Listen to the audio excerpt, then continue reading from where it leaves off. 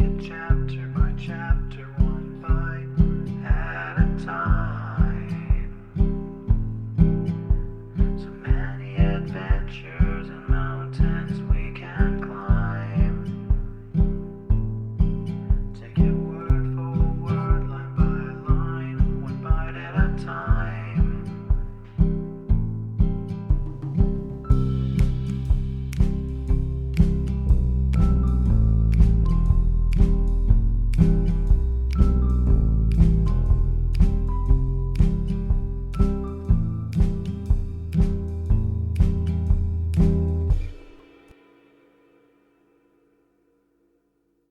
Welcome to Bite at a Time Books, where we read you your favorite classics one bite at a time.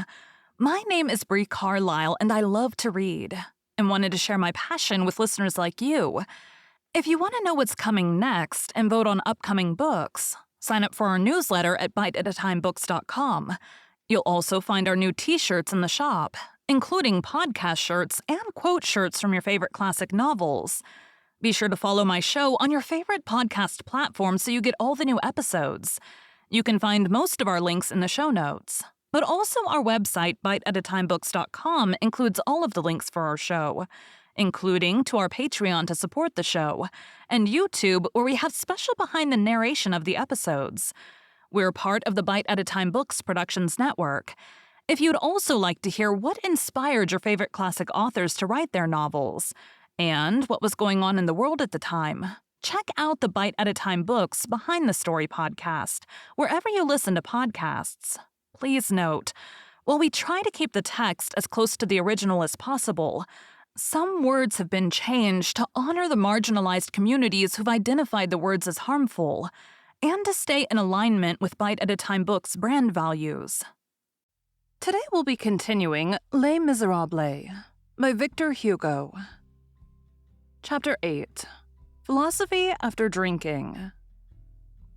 The senator above mentioned was a clever man who had made his own way, heedless of those things which present obstacles and which are called conscience, sworn faith, justice, duty.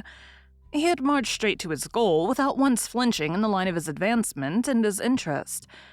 He was an old attorney, softened by success, not a bad man by any means, who rendered all the small services in his power to his sons-in-law, his relations, and even to his friends, having wisely seized upon, in life, good sides, good opportunities, good windfalls.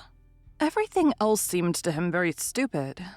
He was intelligent and just sufficiently educated to think himself a disciple of Epicurus, while he was, in reality, only a product of Pigault Lebrun. He laughed willingly and pleasantly over infinite and eternal things, and at the crotchets of that good old fellow the bishop. He even sometimes laughed at him with an amiable authority in the presence of Monsieur Myriel himself, who listened to him. On some semi-official occasion or other, I do not recollect what Count, the senator, and Monsieur Myriel were to dine with the prefect. At dessert, the senator, who was slightly exhilarated, though still perfectly dignified, exclaimed, "Egad, Bishop, let's have a discussion. It is hard for a senator and a bishop to look at each other without winking. We're two augurs. I am going to make a confession to you. I have a philosophy of my own." "And you are right," replied the bishop. "As one makes one's philosophy, so one lies on it. You are in the bed of purple, Senator." The senator was encouraged and went on. "Let us be good fellows. Good devils, even," said the bishop. "I declare to you," continued the senator, "that the Marquis d'Argens, Pyrrhon Hobbes, and Monsieur Nagyon are no rascals. I have all the philosophers in my library gilded on the edges." "Like yourself, Count," interposed the bishop. The senator resumed. "I hate Diderot. He is an ideologist, a declaimer and revolutionist, a believer in God at bottom, and more bigoted than Voltaire. Voltaire made sport of Needham, and he was wrong, for Needham's eels prove that God is useless. A drop of vinegar and a spoonful of flour paste supplies the fiat lux. Suppose the drop to be larger and the spoonful bigger. You have the world. Man is the eel. Then what is the good of the Eternal Father? The Jehovah hypothesis tires me, Bishop. It is good for nothing but to produce shallow people whose reasoning is hollow. Down with that great all which torments me. Hurrah for zero which leaves me in peace. Between you and me, and in order to empty my sack and make confession to my pastor, as it behooves me to do, I will admit to you that I have good sense. I'm not enthusiastic over your Jesus who preaches renunciation and sacrifice to the last extremity. 'Tis the counsel of an avaricious man to beggars. Renunciation. Why? Sacrifice? To what end? I do not see one wolf immolating himself for the happiness of another wolf. Let us stick to nature, then. We are at the top. Let us have a superior philosophy. What is the advantage of being at the top if one sees no further than the end of other people's noses? Let us live merrily. Life is all. That man has another future elsewhere, on high, below, anywhere, I don't believe. Not one single word of it. Sacrifice and renunciation are recommended to me. I must take heed to everything I do. I must cudgel my brains over good and evil, over the just and the unjust, over the fas and the nefas. Why? Because I shall have to render an account of my actions. When? After death. What a fine dream. After my death it will be a very clever person who can catch me. Have a handful of dust seized by a shadow hand if you can. Let us tell the truth, we who are initiated and who have raised the veil of Isis. There is no such thing as either good or evil. There is vegetation. Let us seek the real. Let us get to the bottom of it. Let us go into it thoroughly. What the deuce? Let us go to the bottom of it. We must scent out the truth. Dig in the earth for it and seize it. Then it gives you exquisite joys. Then you grow strong and you laugh.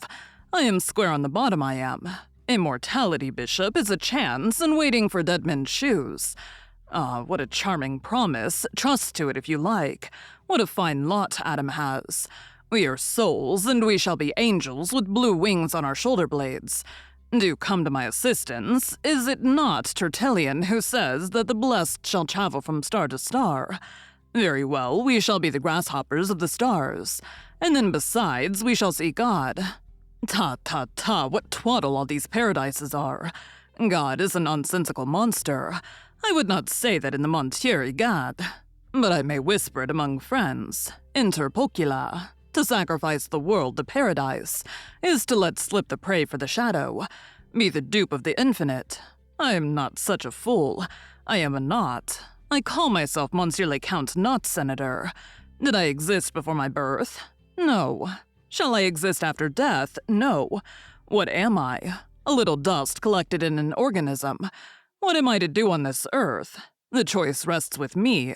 Suffer or enjoy. Whither will suffering lead me? To nothingness. But I shall have suffered. Whither will enjoyment lead me? To nothingness. But I shall have enjoyed myself. My choice is made. One must eat or be eaten. I shall eat. It is better to be the tooth than the grass, such is my wisdom. After which, go whither I push thee, the gravedigger is there. The pantheon for some of us. All falls into the great hole. End. Finis. Total liquidation. This is the vanishing point. Death is death, believe me. I laugh at the idea of there being anyone who has anything to tell me on that subject. Fables of nurses, bugaboo for children, Jehovah for men. No, our tomorrow is the night. Beyond the tomb, there is nothing but equal nothingness. You have been serendipulous. You have been Vincent de Paul. It makes no difference, that is the truth. Then live your life above all things, make use of your eye while you have it. In truth, Bishop, I tell you that I have a philosophy of my own, and I have my philosophers. I don't let myself be taken in with that nonsense. Of course, there must be something for those who are down. For the barefooted beggars, knife-grinders, and miserable wretches. Legends, chimeras, the soul, immortality, paradise, the stars are provided for them to swallow. They gobble it down. They spread it on their dry bread. He who has nothing else has the good God. That is the least he can have. I oppose no objection to that, but I reserve Monsieur Negyan for myself. The good God is good for the populace. The bishop clapped his hands. That's talking, he exclaimed. What an excellent and really marvelous thing is that materialism. Not everyone who wants it can have it. When one does have it, one is no longer a dupe. One does not stupidly allow oneself to be exiled like Cato, nor stoned like Stephen, nor burned alive like Jeanne d'Arc. Those who have succeeded in procuring this admirable materialism have the joy of feeling themselves irresponsible, and of thinking that they can devour everything without uneasiness. Places, sinecures, dignities, power, whether well or ill acquired, lucrative recantations, useful treacheries, savory capitulations of conscience, and that they shall enter the tomb with their digestion accomplished. How agreeable that is! I do not say that with reference to you, Senator. Nevertheless, it is impossible for me to refrain from congratulating you.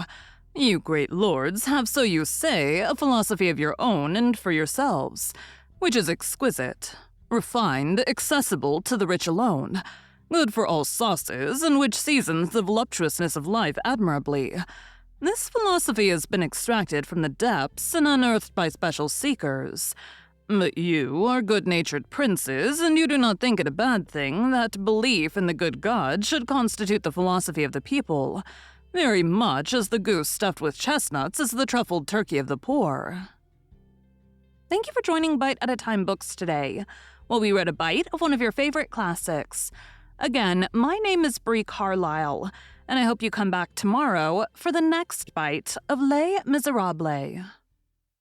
Don't forget to sign up for our newsletter at biteatatimebooks.com and check out the shop. You can check out the show notes or our website, biteatatimebooks.com, for the rest of the links for our show. We'd love to hear from you on social media as well.